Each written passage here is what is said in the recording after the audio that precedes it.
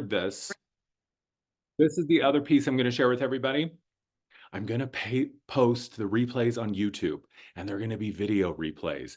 I know, I should start telling everybody before. So, all of that is to say, if you don't want to be in the video, then you can just keep your camera off. Also, when we get into the group discussion, and listen, I'm not trying to scare you away from opening yourself up to the group, because this is also going to be viewed by open-hearted individuals. But I'm just putting this out there that when we get to the discussion, question and answer, kind of open forum portion, if there's something that you don't want being posted on YouTube, then don't offer it up for discussion because I want you to feel fully comfortable in this environment. This is a safe space. I'm always going to ensure that the boundaries here, energetically and physically, are healthy and happy ones. But I just like to let people know that I will be posting this on my YouTube channel. So do with that information what you will.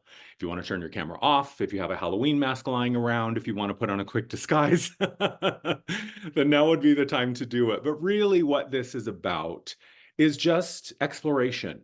You know, this idea of these innerscape explorations and innerscape journeys. I think that just leaves us a lot of room to have whatever experience is here for us. And I love this idea of just coming together with the focus of a topic or a concept, but then we just get to sort of start from that point of departure and then just go where the energy wants to take us. So really what these are about is just exploration.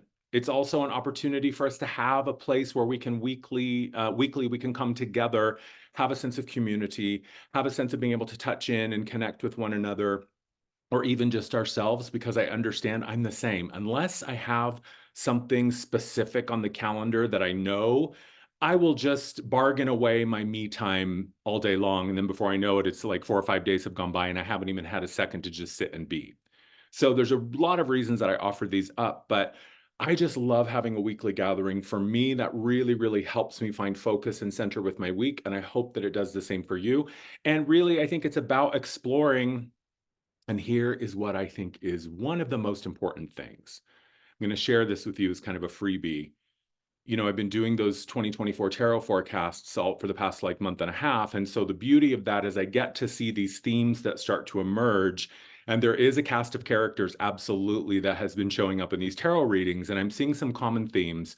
I would say probably the most prominent theme that I am seeing is this is the year when your trust is really going to be called into action. What I mean by that is this is a good year to close your eyes, and whatever still remains, that's what I would trust.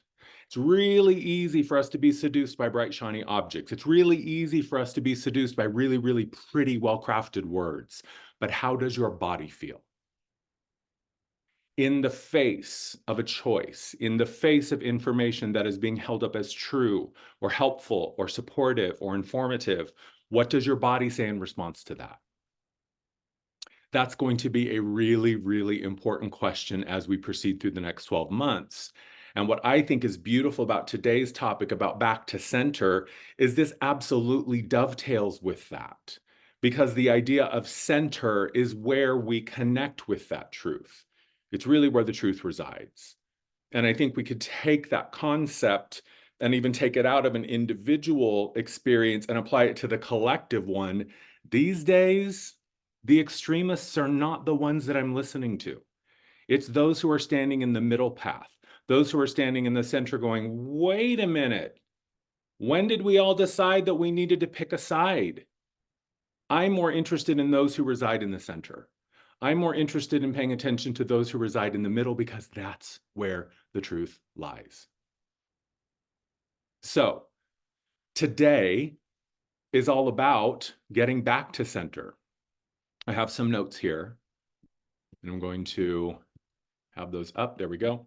So, oh, and it also, as we're proceeding, make sure any devices that you're not using are on vibrate or airplane mode or turned off altogether if you don't need it, because especially once we get into the meditation and the energy work, it's really important that you have that space where you won't be interrupted. Also, we are going to have a couple minutes to take a bathroom break, a bio break. So if you need to get some water, if you need to use the restroom before we dive into the energy work, you will have time but you're an adult. You don't need a hall pass to go to the restroom. If nature calls, you just turn your camera off and go take care of business. So, I was thinking about the center and this idea of the center. And more, I find myself really leaning into the gifts of storytelling, because I think one of the powers that storytelling holds is that if the mind thinks it's a story, this is why ancient cultures loved mythology and allegory and fables. Because when you're receiving it, the mind is like, oh, well, this is just story time. This isn't real. This isn't true information. This isn't actual information. This is just entertainment. So storytelling is a really, really great way to kind of sneak around the gatekeeper of the conscious mind that is always looking for any information that goes against its idea of what the predominant narrative is. And we all know, anybody who's spent any length of time in the mind knows that the narrative that the mind is offering is seldom one that's enjoyable or pleasurable, seldom one that's based on freedom and liberty and independence and sovereignty. So imagine that you live in a village, and in the center of this village is a huge bonfire. And this bonfire is going constantly. It's just one of those things. I saw this thing the other day on Instagram, and I can't remember the name of it, but it's like something flame. And then there's these natural flames that exist on the planet. And I think there's like 10 of them that are known. And they're basically a crack in the earth where natural gas is, oh, it's called the eternal flame, where natural gas is leaking. And somehow they're either lit by humans, or like a lightning strike will hit that, or a fire will come through the region, and then these flames just burn forever. Anyway, this village with the bonfire at the center, this bonfire is an eternal flame.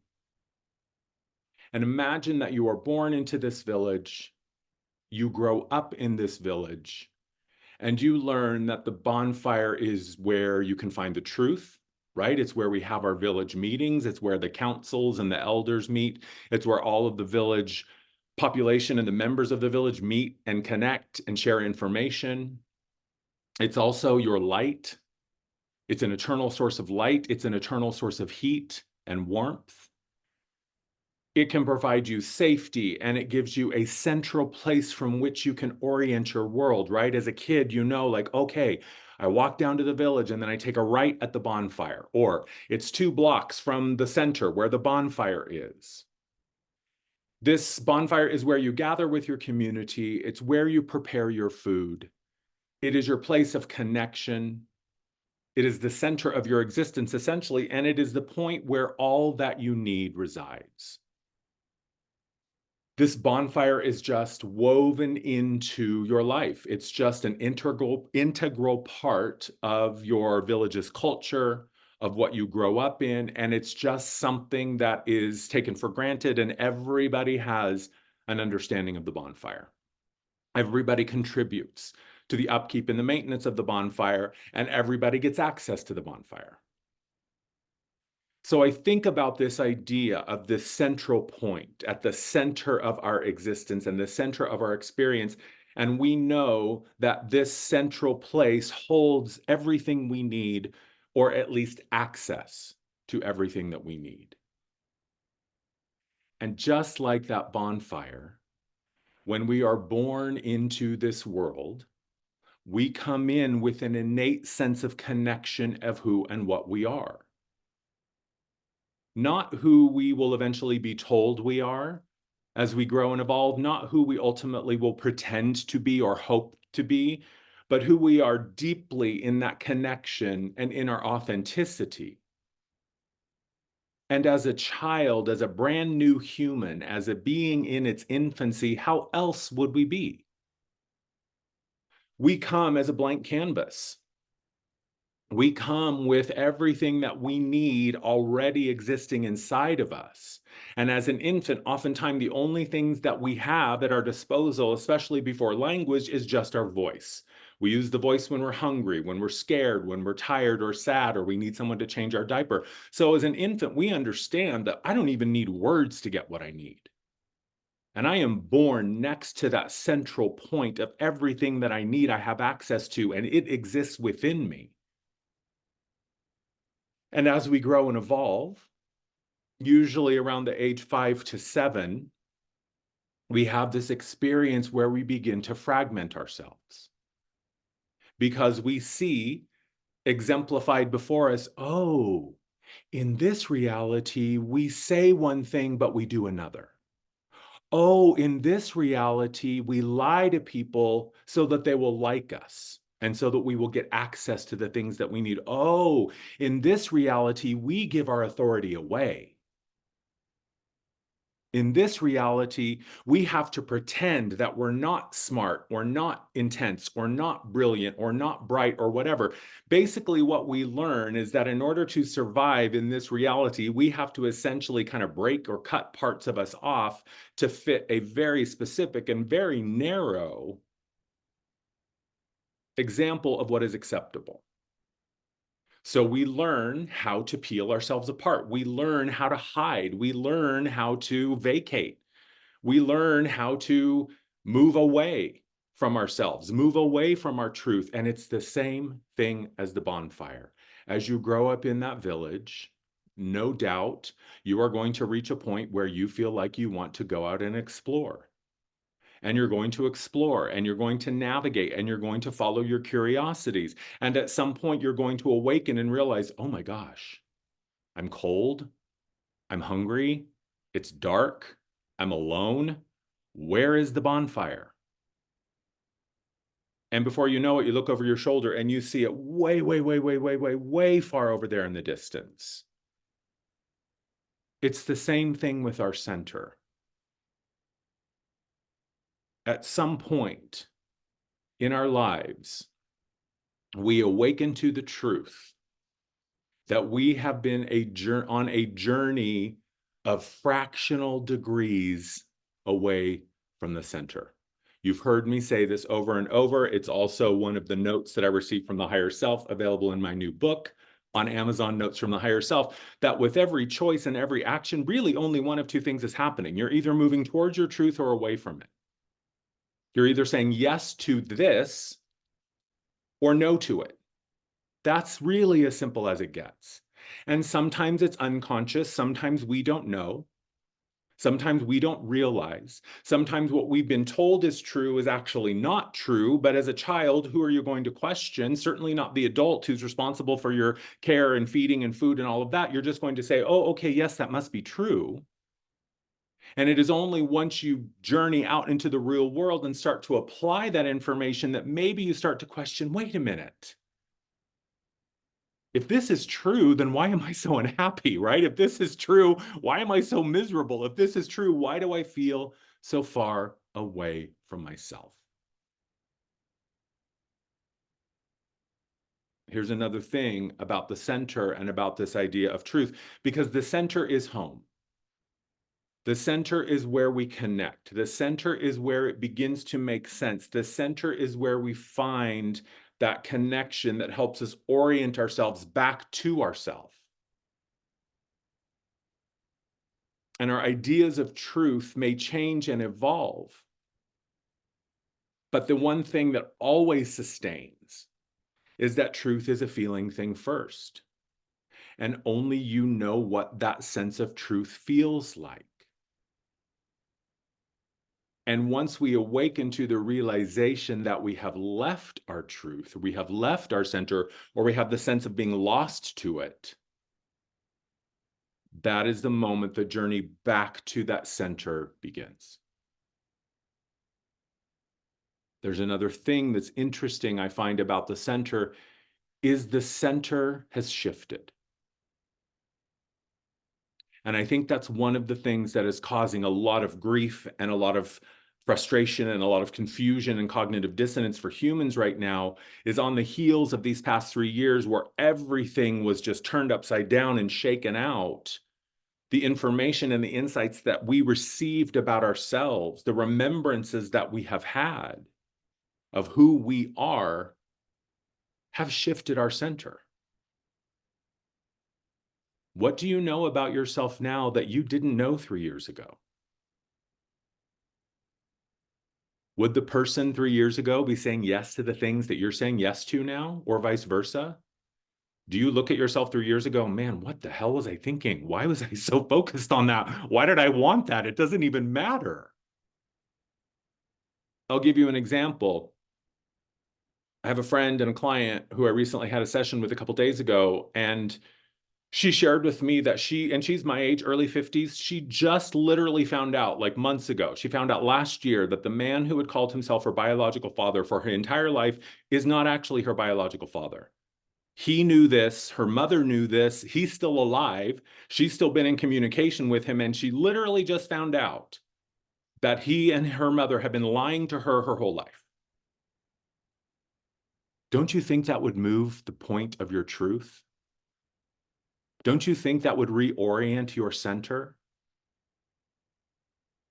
So I think it's unrealistic to expect that who we are now and what we want now and what's important to us now and what our priorities are now would not have been dramatically and radically changed by what every human has gone through over the past 3 years. So feel into your body and see if that feels true for you. This is the other thing. I'm not here to tell you what is right and what is wrong and what is true and what is not. I'm here to offer perspectives that perhaps can wake you up to something that you didn't even know was going on. I think many of us, and I see this in the readings that I'm doing right now, and I see this just sort of in the collective when I peek in, many of us are trying like hell to find that point of connection now. Who am I? If everything that I have been asking for, pushing for, investing myself in for the past 20, 30, 40 years now no longer means the same thing it used to mean, or now I've been shown that it is a complete and total illusion and fabrication, of course that's going to change things. Of course that's going to rattle the cage. Of course that's going to change your center of gravity. But here's the beautiful thing. Even if the center shifts, it's still within your field. It is still within you. And even if we find ourselves outside of the center, even if we find that we have left or somehow misplaced the center, it never denies us. The center always welcomes us home unconditionally because that's where the connection point is. And that's what unconditional love is. It is a neutral state.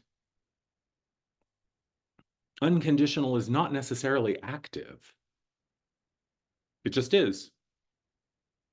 Unconditional love says, I love you, period. And we will say, oh, but Spirit, what about if I do this? Unconditional. What about if I do this? Unconditional. And we try and we try and we test and we test and we push. And so many of us try to find, this will be the thing that'll finally get me to be forsaken. Try as hard as you want, but that voice of unworthiness is never going to be satisfied because Spirit is never going to join you in your story of unworthiness. Ever. So the center is the place where we can come back time and time again. The center is always available to us. The center is something that we always have access to. And really, it's as simple as just closing your eyes, taking a breath, and dropping in. And that's what we're going to do today as we go into the inner space in a bit. But this idea of the bonfire, this idea of the eternal flame that is always a central point to access your well-being, this visual is what really, really helps me to find my center. And a lot of times it is like that game of hot and cold that we played when we were kids, right? getting warmer, colder, hotter, colder, and you just start to kind of feel and you think, okay, when I go in this direction and do these things, I don't feel that connection, but surprisingly, when I go over here and do this thing, wow, it all opens up for me. So in many ways, it's a non-physical or it's a non-intellectual experience. It's not something that the mind is really going to understand or we even require the mind to have an experience of. The mind is a lot of things, and I've said this a million times, and I probably will say it a million more. The mind is only an archive. And I think so much of the anxiety and the panic and the fear and the depression that we experience is because we are putting all of the eggs in the mind's basket, and it is saying, I don't know how to do this. It's like giving your 5-year-old the checkbook and telling them to balance the budget. They're not prepared for it. They don't have the experience or the skills yet. And the mind is really just an intermediary between the human experience and the divine mind. So our mind is really just a relay station.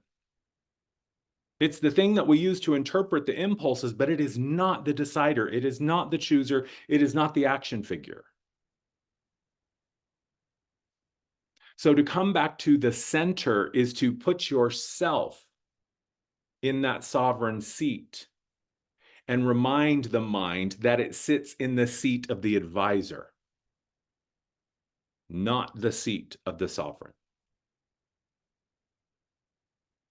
And that's how I visualize that inner space of sovereignty is, yes, it's a round table.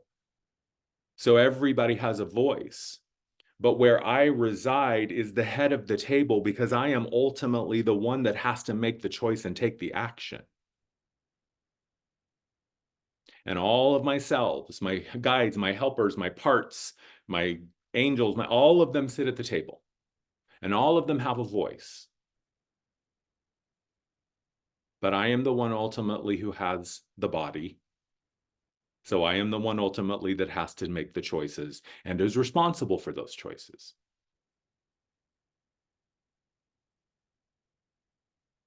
So the center is everything when we're talking about that place of connection. And when I tell you, feel it first and then decide, make the connection and then choose, that's what I'm talking about. Find your own seat of self first and then decide, do you want to do this? Is this something that I would even want to do?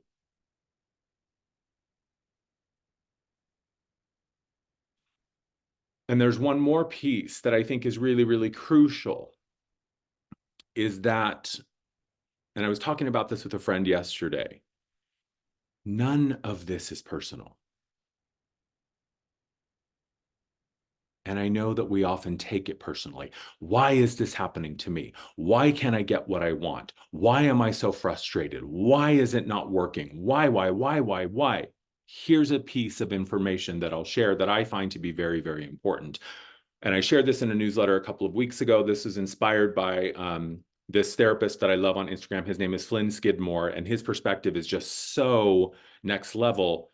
And he was talking about this recently about the depletion and the exhaustion of over intellectualizing things and about how important it is to just get into the body and get into a different layer of awareness. And he says, the question of why is this happening? Why can't I figure it out? Why can't I get it? Why do I never win? That immediately takes us out of the moment, out of our body, into our head, and instantly puts us in victim mode. What is the magic question? When you find yourself asking why, stop and replace it with what. What else can I do here? What would be my ideal response? What can I do, Spirit, to facilitate the manifestation of the things I've been asking for? What do you need from me, Spirit, angels, guides, self, whatever? What invites collaboration? What invites co-creation? When I say, what is it going to take for me to finally eradicate these blocks within myself, Spirit, please tell me and I will show up and I'll do the work. So what is the question? What is it going to take for me to finally put myself first? What is it going to take for me to never have to go through this experience again?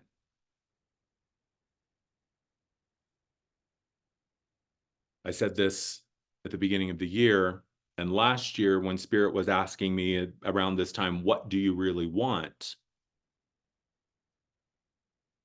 And then I took the next 9 months to figure it out.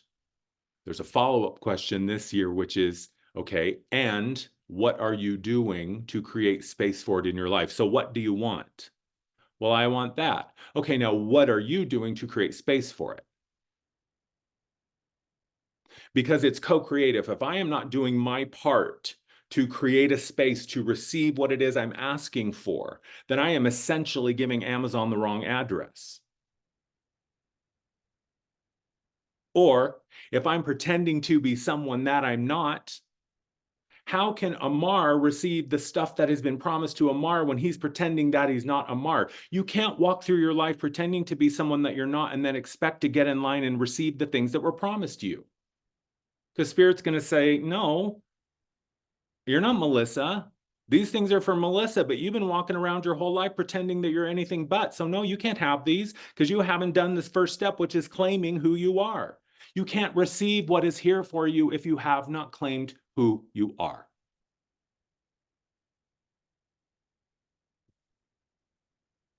And at the center, who I am is never in question. Who I know myself to be will always be in a state of evolution,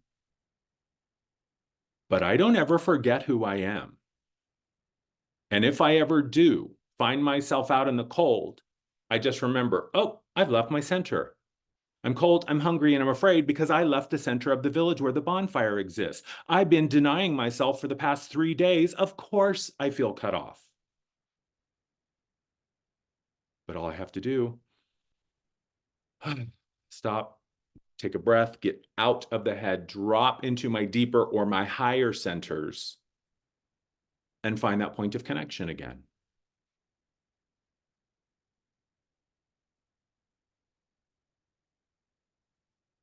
So when you're cold and you're hungry and you're afraid and you're alone, all it means is that you've strayed from your center. Because the other thing that the center provides is context. A human life can often seem very, very brutal, especially when we're on the outside looking at the life of another. But when I am connected to myself, to my wisdom, and I am allowing myself to be fully present within my experience and do what I can do in any given moment to bring in the best for me and focus on my well-being to be as healthy, balanced, and thriving as I can in the moment, sometimes the realization is, well, things are just really fucking hard right now. Things are really, really difficult right now. Doesn't mean I messed it up. Doesn't mean the universe is out to get me.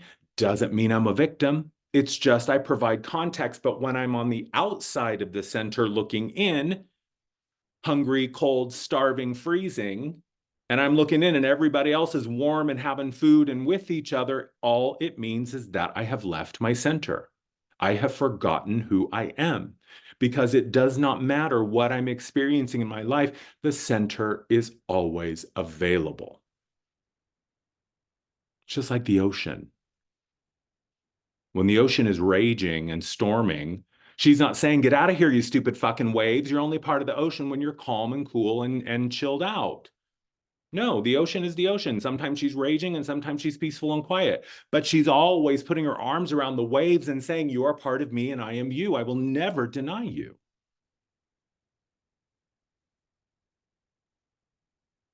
So even when it's stormy and chaotic and turbulent and tumultuous, you still have access to your center. And I would assert that in those moments of intensity, the center becomes even more important because I invite you to Google an image of the eye of the storm.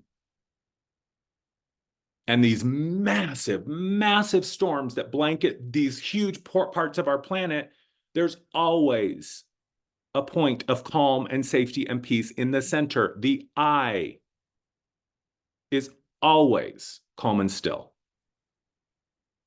And the beauty of the center, from our perspective, is it will guide you. If you stay in the center, it will ensure you are not caught up in the chaos of the storm.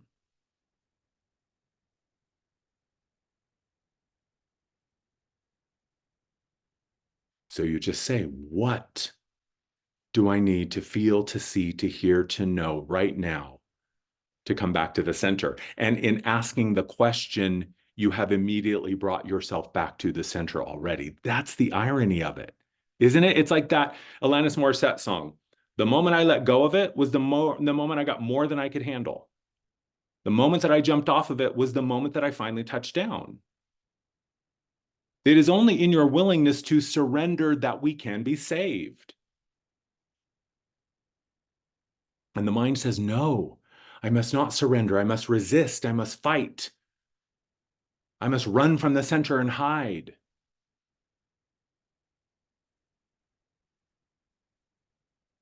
Excuse me. So I'd like to open it up. If there's anything that has this struck a chord with you? Are you inspired to share something? Is this overwhelming you and making you depressed? Like what's going on for you right now? I'd love to open it up for discussion. If there is any, you can do a couple of things. You can either just raise your hand. There's that little button at the bottom of your dashboard. You can either just raise your hand, or you can, wait, there we go. There's chat. You can chat here if you have a question or something you'd like to offer. So this can be questions, this can be just sharing a comment, this can just be sharing something that you've been inspired by through the discussion so far.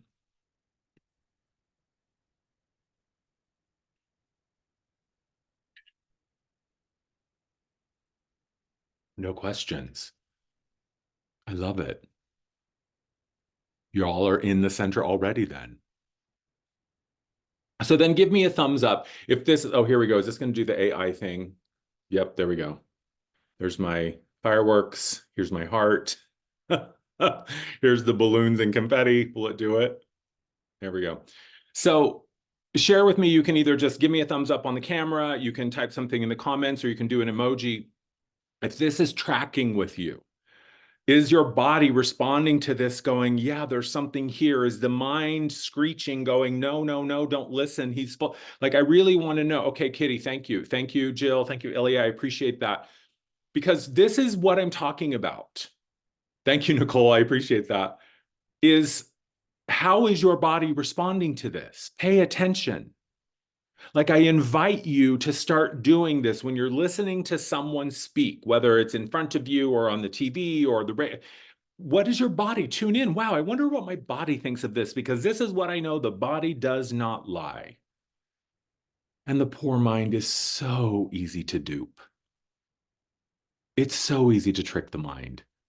It's almost kind of embarrassing as a fellow human of how easy it is for us to be tricked and to trick ourselves and each other. Good, Maddie. I'm glad this feels like truth. So what I really want for you, thank you, Hannah, I appreciate that. It is, and that's it, and that's so important. You know what Shannon has written in here: it is the truth of my experience now. The practice of returning to center is becoming easier, and now I can spend more time there. It is a practice. And Nicole's saying, I keep leaving the eye. I need to come back to my center. Yeah, that's the beauty of it. Is if you, oh, good, Melissa, I'm glad that you've been receiving this in your channeling practice. The center is always there. I posted this thing recently on my Instagram, saying the waves of the ocean are always open to receive the wave, or the arms of the ocean are always open to receive the wave. Like, that's the center is never going to deny you, because it is a fractal expression of that universal spiritual love, of that divine love. And that's what Spirit says. There's nothing you can say or do that will ever place you outside of my love for you. You certainly may accrue some karma. You certainly may do some things that you have to answer for, but I still love you. So I would invite you, if you find yourself feeling this sense of denial, that there's this sense of like, no, you can't come back. No, you're bad. You didn't do your work. You're not good enough. You're not worthy. I would invite you to explore whose voice that sounds like, because it's sure not Spirit's voice.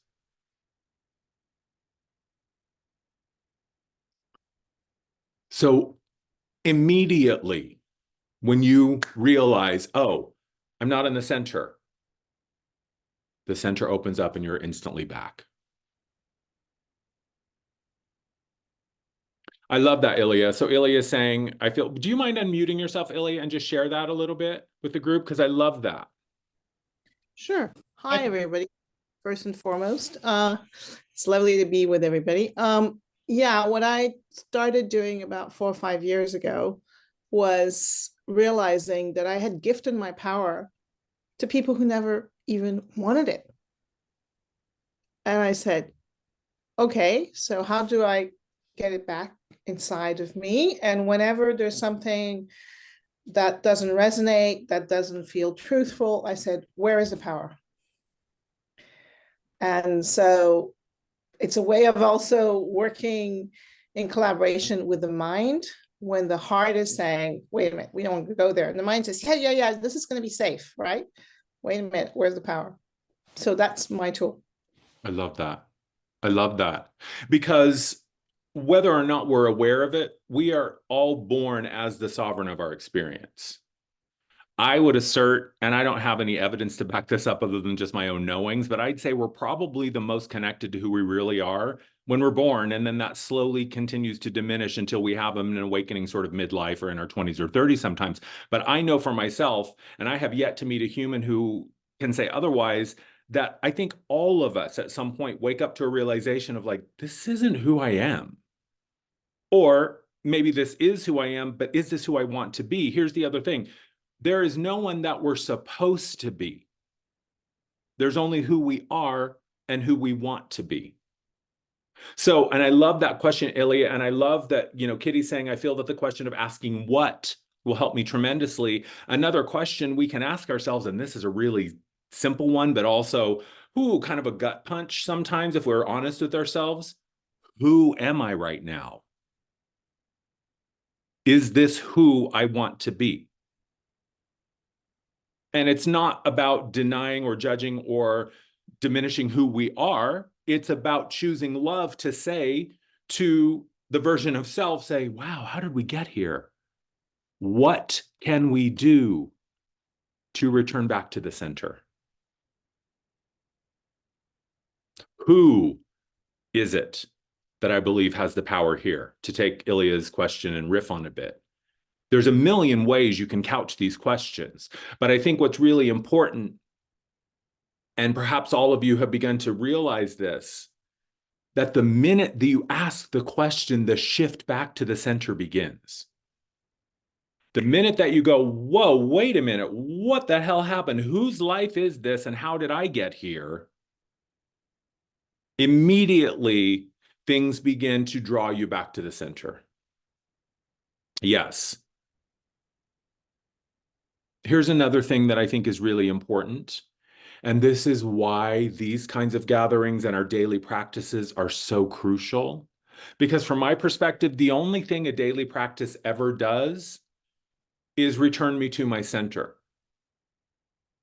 Whether it's journaling or meditation or breath work or qigong or nonlinear movement or exercise or whatever, all it ever does for me is bring me back to the center, and it reminds me of how to do it. Like Shannon was saying, like, it's just practice. The more I do it, the easier it is to remember how to get there.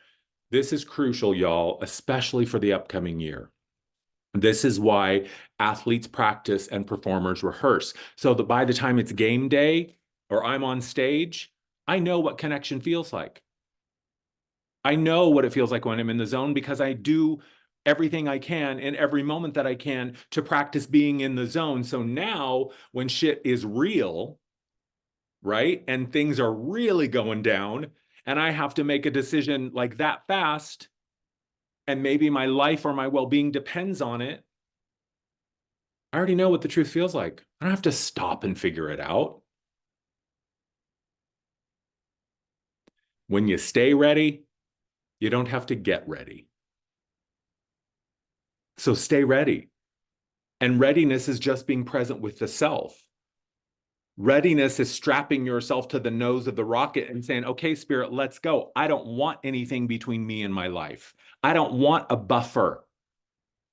I don't want a comfort zone. I want to stand side by side with spirit at the front of the fucking bus and watch it all as it happens in real time. And all of that begins and ends at the center.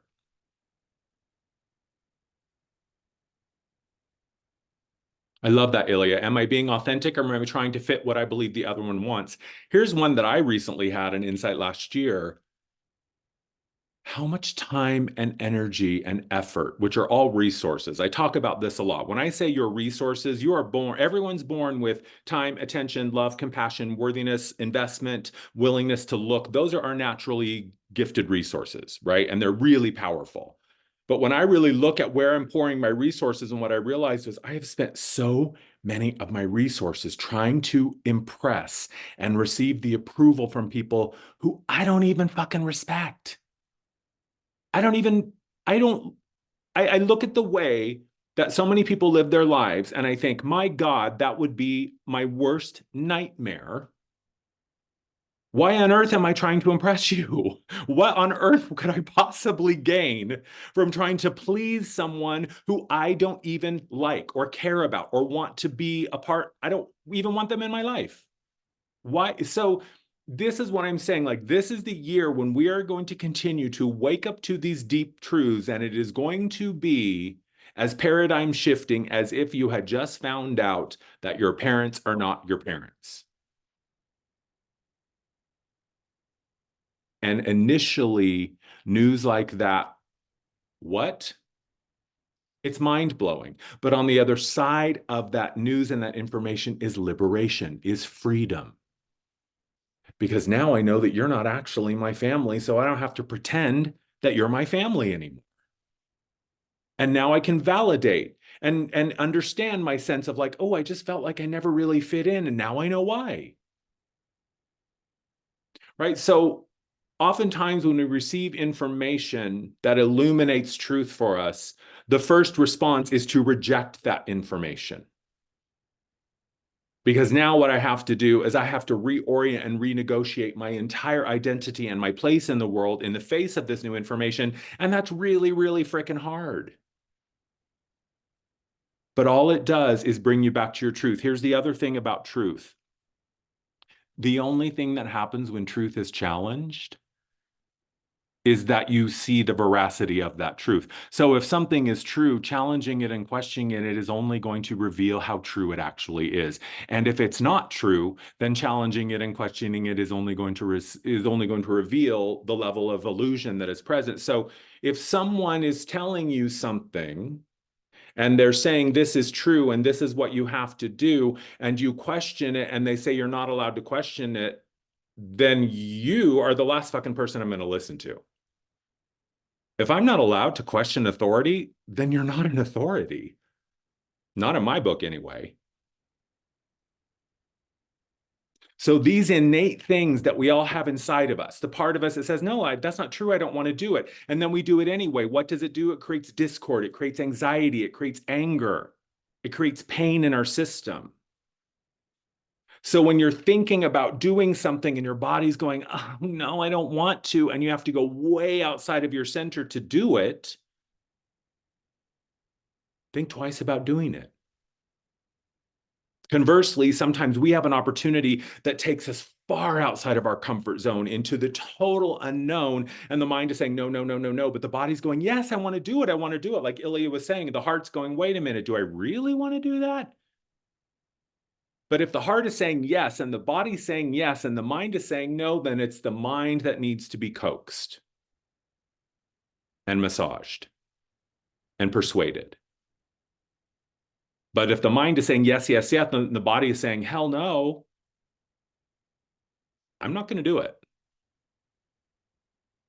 Because the body never lies.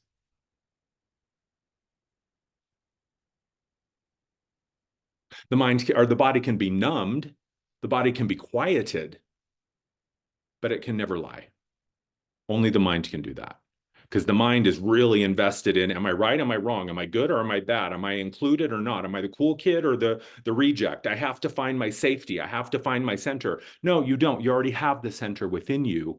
You've just been programmed to believe that your center is not really the center and that you should take someone else's idea of what the center is. Anybody else have anything? Yep. That's it, Shannon. She's saying, I was strapping my child in the back car seat lately after letting my heart and body choose the road. That's the other thing. I call this, you're just going to have to hold the crying baby on your hip, because there are going to be times when you're going to want to do something that takes you way outside of the comfort zone, and the mind is going to say, I don't want to do it. No, no, no. And you say, well, that's okay. You don't have to want to do it, but I'm the adult. I'm strapping you in the car seat and we're going. We can talk the whole drive about how you don't want to do it, but we're still going to do it. So you can cry, you can be upset, that's fine. I can handle that. And so then it gets louder, and then it gets scary, and then it tries to threaten you. Oh, but you're going to die. Oh, you're going to die alone, and your cats are going to eat your face. And oh my God, it's going to be so embarrassing, and you're going to be humiliated. Well, maybe, we'll see, but we're still going. So how do you listen to your body? Beautiful question, Ilya, and we're going to play with that today.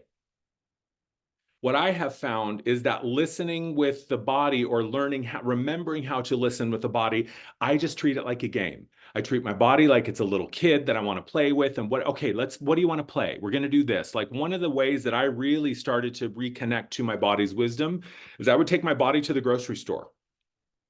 And everything that I bought, before I put it in my basket, I would pick it up. Okay, body, do you want this? Does this sound good? Because what I realized is 90% of the time I'm eating for the mind, not the body. If I'm full and I'm still eating, it's because I'm eating for the mind. If I'm eating food and I know it's not good for me, but I'm eating it anyway, I'm eating for the mind. So the way that I found that connection was just by taking my mind out with, or my body out with me. Okay, body, do you like this? Does this sound good? What about that? And it would say, like, well, sweet and cold sounds really good, but what about a watermelon instead of ice cream? So you just play. It's just rebuilding that connection. I just think of it as like, I'm a little kid, a family just moved in next door, they have a little kid my age, and I just want to go hang out and be friends with them. So that's the approach that I take. But we are going to play a little bit today when we're in there, just kind of getting a sense for you individually. Yeah, muscle testing is also a great way for you individually to just get a sense of, what does it feel like when I'm in that place, and what does it feel like when I'm not? And it takes practice. It's like any other skill, you'll get it. But here's the key. There's two keys, actually. Number one, your body wants what you want. It just takes it a little time sometimes to catch up, because the body deals with density. I kind of see, yeah, grounding also helps. I think of the body sometimes as like the slow kid in elementary school and physical education, like PE class. And there was always that kid who was running as fast as they can. They were just kind of slower than everybody else. That's the body. The body is dealing with density. We're not yet in our crystalline physical state. So we're still dealing with having to move things through the body. So that's one of the keys, is just remembering that the body wants what you want. It just has its own timeline. So sometimes it needs a little bit of extra space to get to the end of the experience.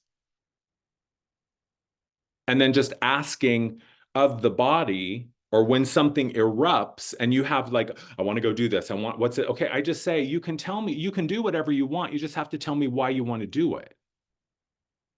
Like, why do you want this? What do you think is on the other side of this? So investigate, dialogue, engage with yourself at those multiple levels.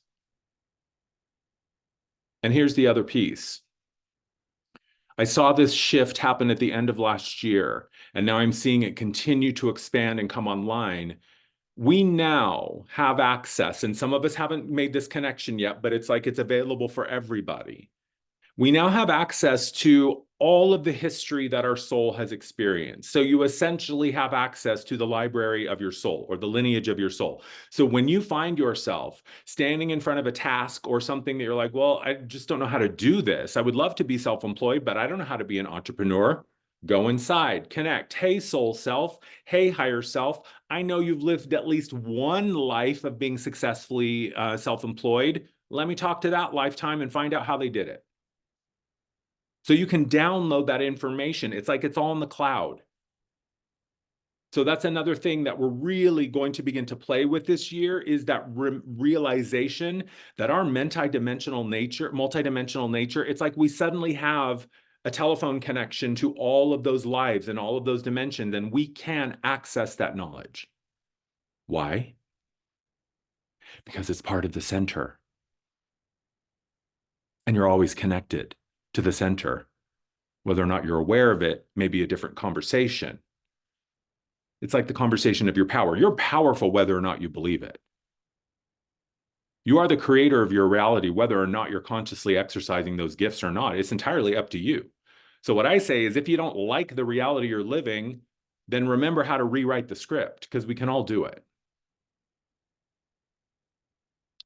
So what I'd like to do now, before we dive into the inner work, give us a couple of minutes, because I've been drinking water like a thirsty person. I really have to go to the bathroom. So if you would like to gather a beverage, you can do so. Let's take 5 minutes. It's 10 till, so we'll come back at 5 till. So if you want to light a candle, bring in sacred objects, if you want to shift your space wherever you are and find a new space, because again, this is like closing eyes and leaning back and kind of going into that inner space time. You can do that now. Gathering a beverage, you might appreciate that, because once we get in there, the energy does tend to get pretty high and a lot of people can find themselves thirsty. Also, pen and paper, you may want to have something handy to jot down if you get information or something comes through that you want to make a note of. It's just easier to have it just right there so that you don't have to try and remember. We'll take 5 minutes, then we'll come back and we'll dive in. Okay. There we go. All right, so make sure my phone is off. Yes. Make sure my other bells and whistles are off. Yes. Okay. So again, the primary focus from this point forward is as long as you can hear my voice, you're good to go. So if you want to turn off your camera, you certainly can. If you want to lie down and relax, you certainly can. Whatever position is the most comfortable for you, allows you to fully relax and dive into the moment, then that will be the best one for you. Why is this view? There we go. Okay.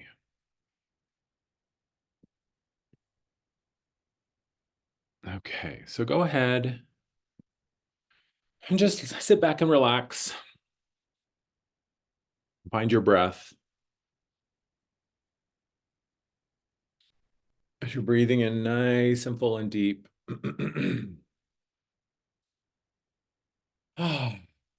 Just coming into the moment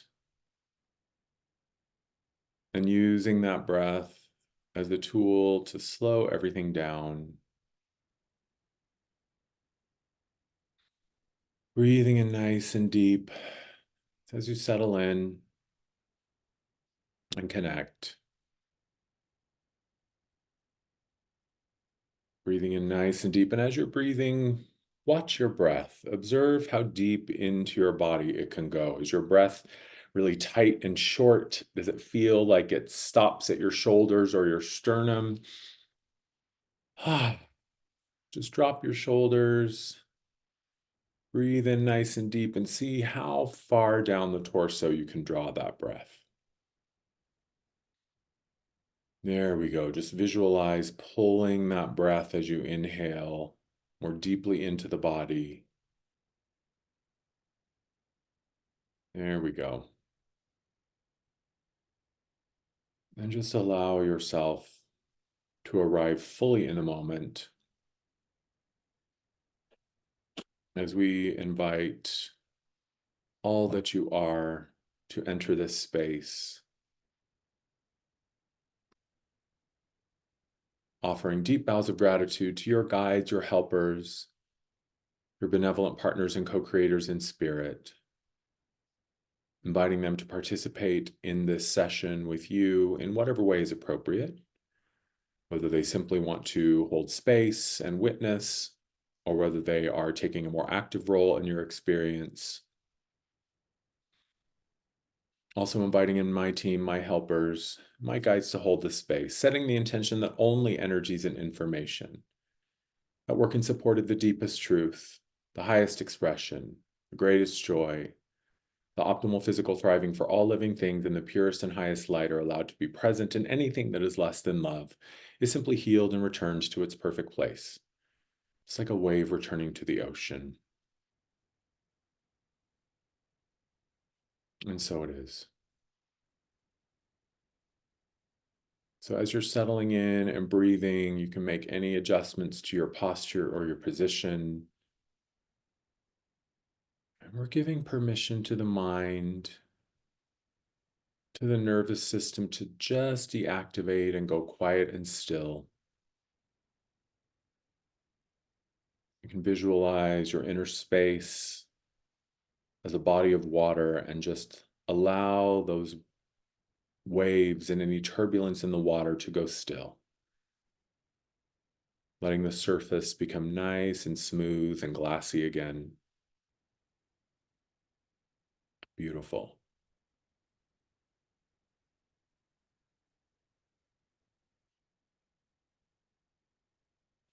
And we're going to begin simply by feeling. We can begin with the easiest layers of feeling to access, and that is our physical body. So you can pay attention to the clothes against your skin.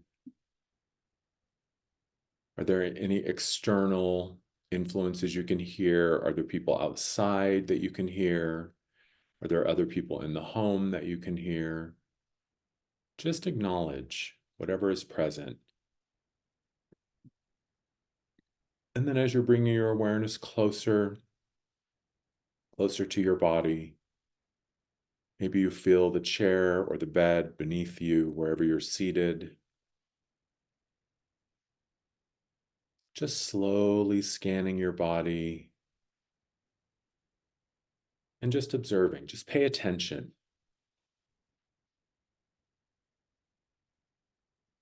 Like if you were taking field notes, if you were a scientist and you were just observing something in the wild, just observe your body. What is its state? What do you feel like? What are you able to tap into and connect to?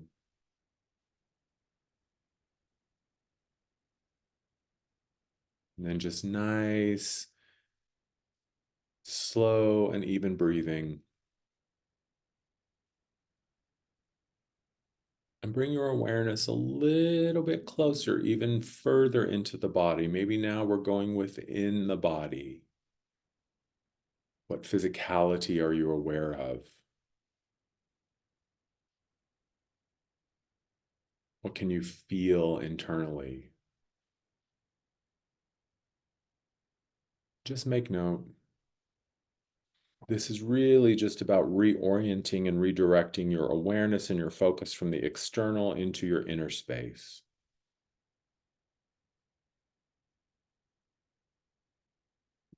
And just breathe and observe. Just watch.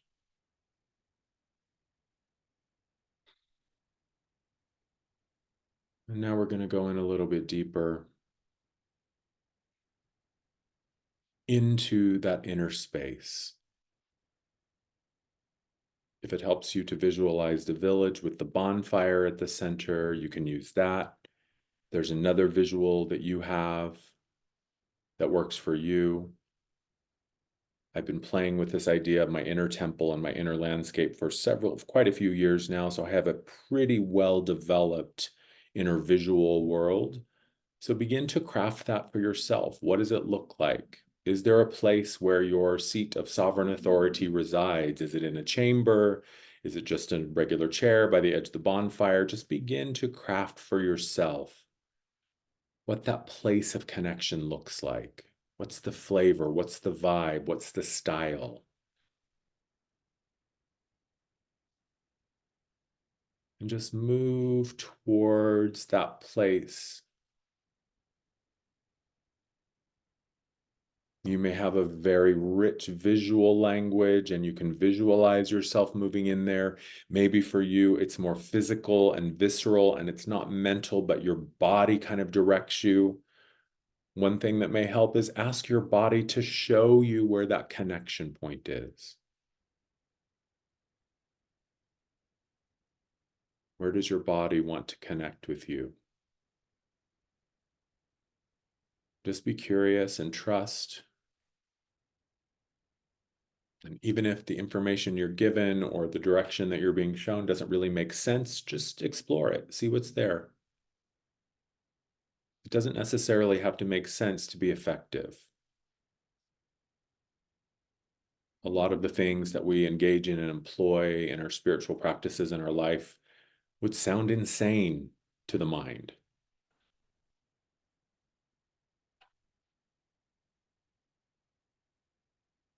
So just breathe and drop into that connection, just allowing yourself to go deeper. Visualize that space that you're moving into, and just follow your body.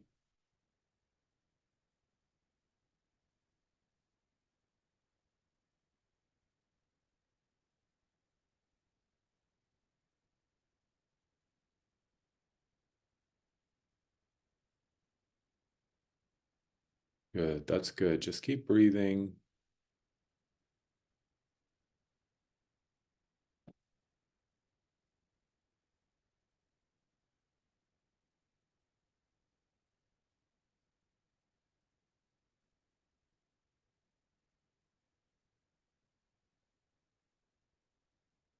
And with each breath, just imagine that connection becoming stronger, becoming clearer.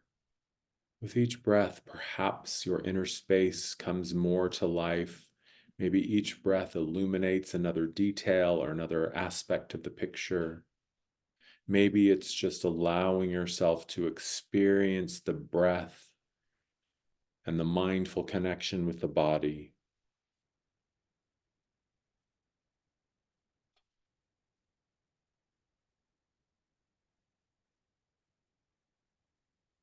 And then you can ask your body, where is my point of connection right now? There we go. Just go there.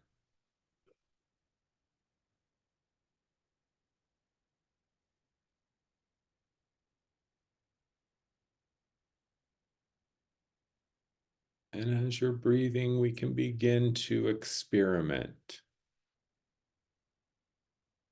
We're going to call the body forward. What I visualize in my mind is that I'm sitting in my seat of sovereign authority, and the presence, the energy, the awareness of my body just stands before me. And I see it as sort of a holographic version of my body. I see it's the same shape, it looks the same, but it's made of light, it's more transparent. The energy and the vibe of my body isn't as dense as physicality. And then I just ask it, can we play? And it says yes. So then I just ask it, show me what it feels like, or maybe there's a visual, show me what it looks like, or maybe there's a sound. What does it sound like when I am in the flow, when I am in the center, when I am in that point of connection? What does that feel like? And ask your body to show you. And maybe you feel this in your own body. Maybe you observe the body showing you what that feeling looks like. Just be curious.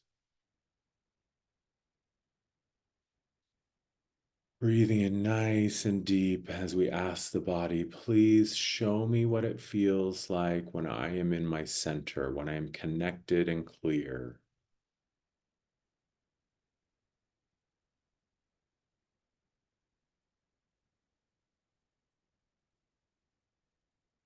For me personally, What I notice when I say, show me what it feels like when I'm connected and clear, it's not about what happens, it's about what doesn't happen. There's no tension. There's no anxiety. There's no catch. There's no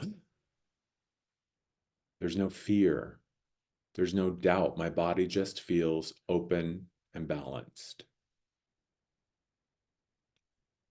Now, just for the sake of illustration, we're going to ask the body to recreate a little bit what it feels like when I'm out of the center, when I'm saying yes and I want to say no, or vice versa, when something isn't really for me, but I'm doing it anyway, or I really want something that isn't really healthy or right or correct, or I'm moving against myself. What does that feel like?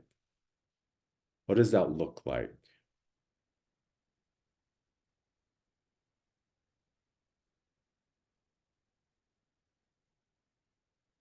Show me, tell me, let me feel, let me see. What does it feel like when I step away from the bonfire? What does it feel like when I deny myself?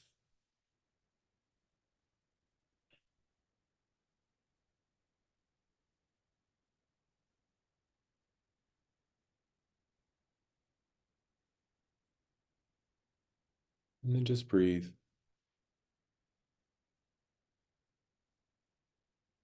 Now we'll just ask the body to reset, go back to neutral.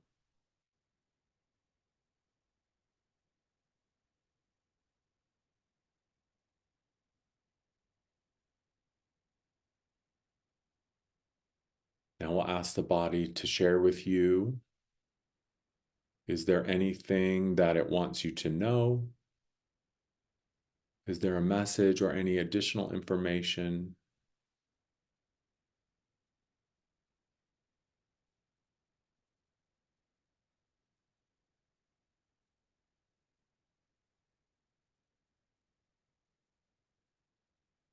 And just allow yourself to receive. If you're not receiving anything, that's okay. Don't worry about it. It'll come at another time.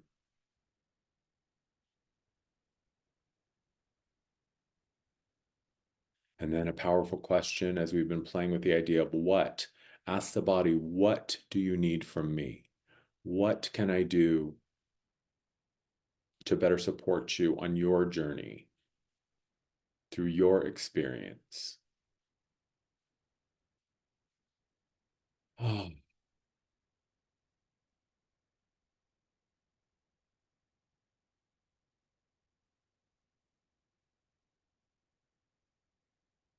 and then just be curious. Just watch and allow.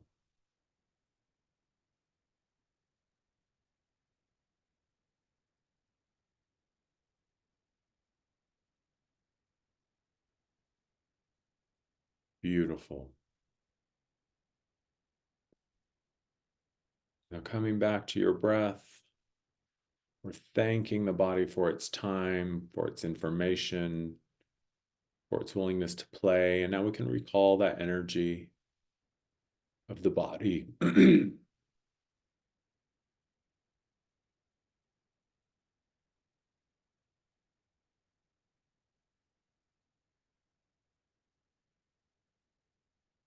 Now, visualizing you are back at that center, whatever that looks like for you, just allow. And you can continue to play in this space and develop and expand and flesh out what your inner space looks like. But for now, just go back to that center, to that bonfire.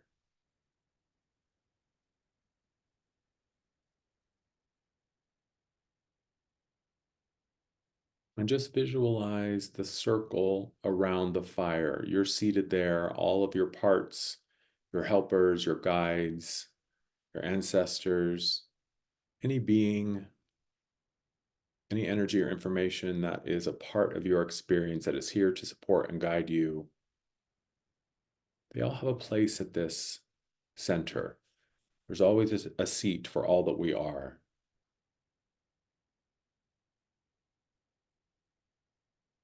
And you may find that there are a couple of seats that are empty.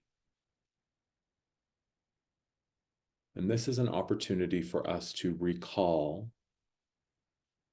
any energies or parts of ourselves that have been excluded or denied.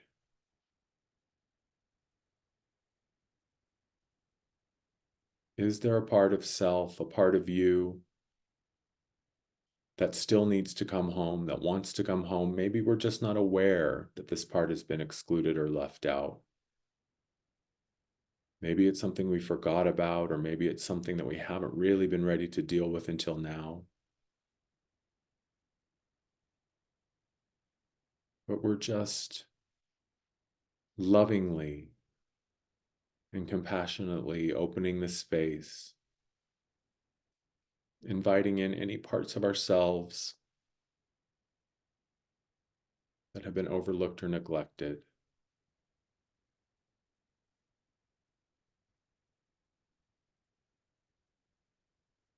We all have gifts. We all have things that we're naturally good at, and that's a beautiful thing. But if we have a tendency to rely on them too much or to exclude the other parts of ourselves, the other centers of receiving and connecting, then our gifts can become like a shadow, can actually hold us back if I'm not letting my other parts have a shot, not letting them also be a participant. So maybe there's just a part of your life that is ready for attention now. Maybe it's time.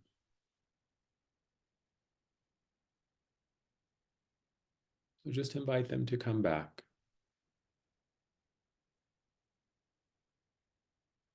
inviting them to return.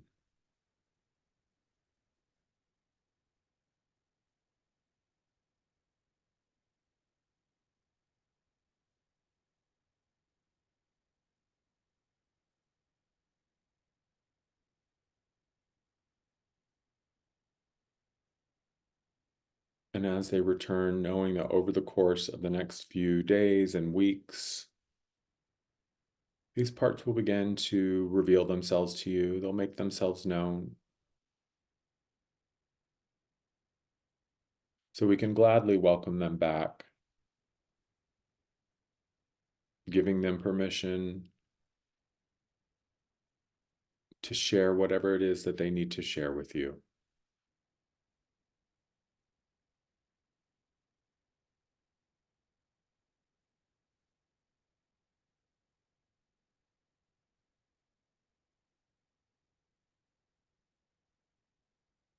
So we're calling all of ourselves back to center.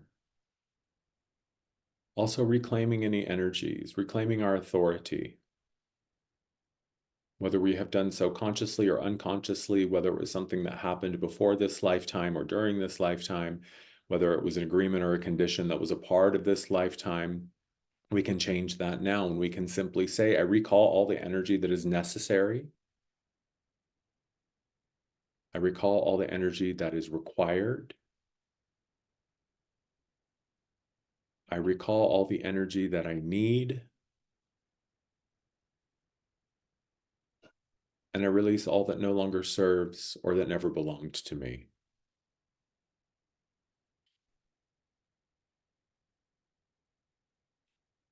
And then just allow that energy to return.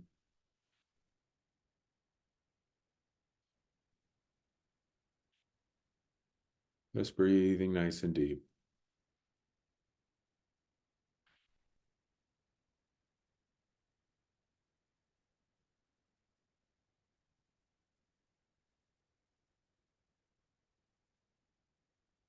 And just feel yourself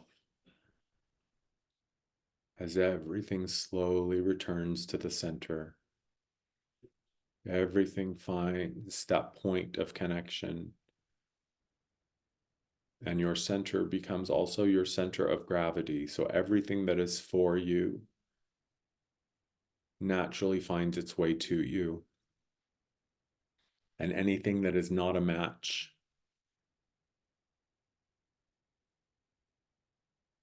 simply can't make it. It can't get in. It's like two magnets when you're trying to put the opposite magnet ends together and they just won't go. So just allow yourself to receive and release Remembering that it doesn't matter if there's a mental understanding, the intellect isn't required for this process to occur.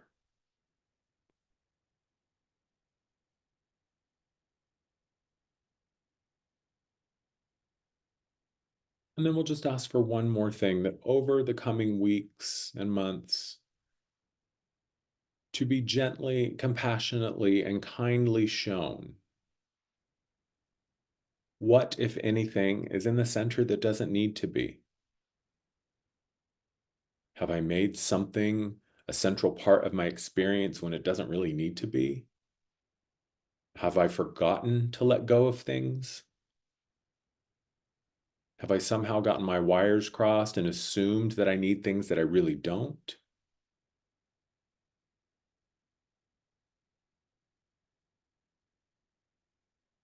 So all that stands between the deepest and clearest connection with all that I am, that is what can go. And it will do so gently and quietly in the most benevolent way possible.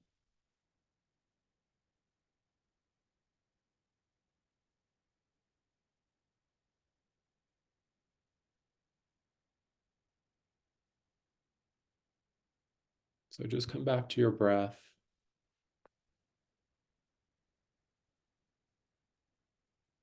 Now we're kind of reversing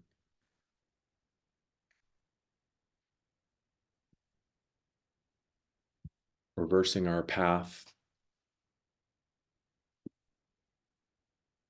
coming back as we breathe.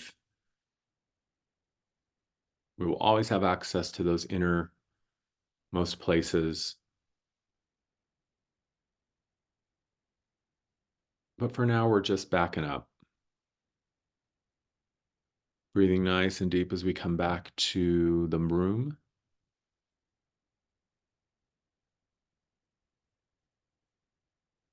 Breathing nice and deep as you come back to the body. So we offer deep thanks and gratitude to all the energies and information that came into play with us today.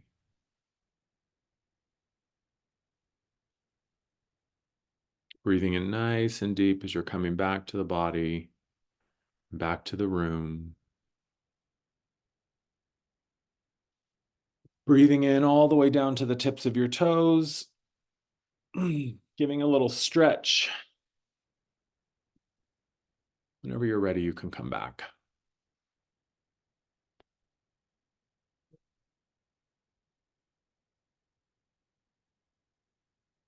And just take your time coming back. If there was anything that came in for you and you want to just jot that down, you can do so now.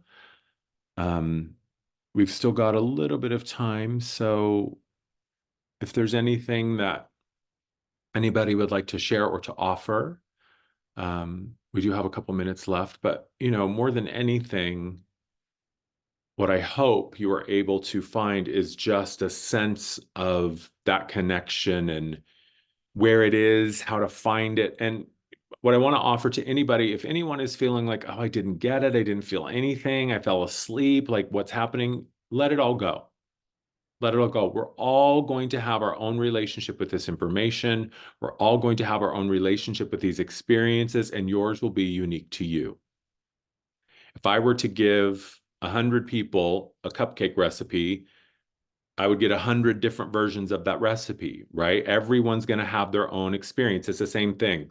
Whatever I offer in these spaces is for you. And what I hope more than anything is that you take anything that connected with you today and make it your own.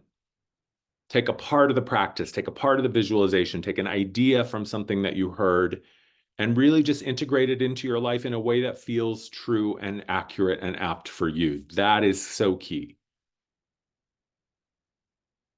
So you just find what you vibe with and what you connect with and just be curious. Just explore. I think we have a tendency to take all of this really, really a little too seriously. And I think we have a tendency to like, oh God, am I going to get it wrong? I posted this on my Instagram the other day. Amar Energy, if you're interested, is my Instagram. Said 90 intention is 99% of it. The rest is just choreography. Seriously. Like if you have the right intention, your heart's in the right place, and you mean to do well or do something specific, if you get it wrong or put it in the wrong place, like it's okay. It's okay. So don't hold yourself hostage. Oh, I'm never gonna, if I don't get it right. No, seriously, you're an eternal being. Girl, you have nothing to worry about. There is no time. So you're gonna run out of time. You can't run out of something that doesn't exist. So just, yeah, good, Linda. I'm glad you got what you needed. I think it's, it's also understanding that, this is what I've been telling people.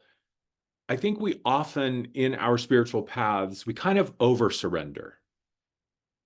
And I think there's this tendency, and I know I have done that, where I just kind of overcorrected, where I was like, all right, well, then if this is just about surrender, then I'm just going to surrender everything. And that's important because for me specifically, I have this will, this crazy stubborn will that I had to learn how to like just get out from underneath it. But I think what's really, really important is just to remember that you can't really get it wrong. There is no right way or wrong way. Certainly there are specifics that we can focus on, but just let yourself be present. Don't hold yourself hostage. You're just remembering. We're figuring out how to do this. So don't put so much pressure on yourself that it becomes a burden, right? Just have as much fun as you can. And when you don't know, you just say, Spirit, what am I missing? What do I not see? What do I not hear? Please remind me, help me. And she will. And she will. So I'll be doing these every week, every Sunday. The plan at this point, and here again, donations are not required, but there's my Stripe link and my PayPal link. If you feel like you want to offer some financial thanks, I'm down, but please don't feel like you have to. And if you can't, that's fine. I'll be doing this every Sunday. The best way to stay connected is through my newsletters. So if you go to my website, amar.energy, you can find my newsletter, the link to sign up for my newsletter, because I'll be sending these out probably every Thursday or Friday. I'll send like the theme or the idea. I'll have the Zoom link, and then I'll do it again Sunday morning. It's just easier for me to do it that way through my newsletter. So if you want to stay connected, that's a place to do it. And these replays will live on YouTube. So if you ever want to re-listen to one or, take yourself through the meditation or the energy work again, you certainly can. And I thank you all. This was super fun. I really enjoyed spending time with you. And just play. That's what this is. It's just play. We're here for a moment on this stage. And the only thing we have to do is just do the best we can at becoming who we want to be. Love you. Mwah. Thank you, everybody. Yeah, here we go. Are we going to do hearts? Okay, there's that. And then this one I think is balloons. If you just do one peace sign, yeah, there's balloons. And then I can't remember how to do the fireworks. That was my favorite one. Jazz hands. Is that how you do it? No, I don't know. I'm just going to sit here like an idiot for the next hour trying to figure out how to make fireworks. So if you want to watch me, I'll be here. Yeah, is it Showgirls? Is it that? I don't know. But 2 Richard Nixons get you confetti. 1 Richard Nixon gives you balloons. Here we go. Yeah, there we go. Thumbs up gives you the thumbs up. And then hearts gives you the hearts. And then, damn it, if I can't figure out how to do fireworks. This should be fireworks or glitter or something. I don't know. Anyway. Maybe we'll do a second weekly gathering where I just sit here like an idiot and try to figure out what sort of AI triggers I can make from just sticking my thumb in the camera. All right. Love you all. Have a fabulous week. Thank you, thank you, thank you for spending time with me this morning. I hope to see you next Sunday, everybody. Bye.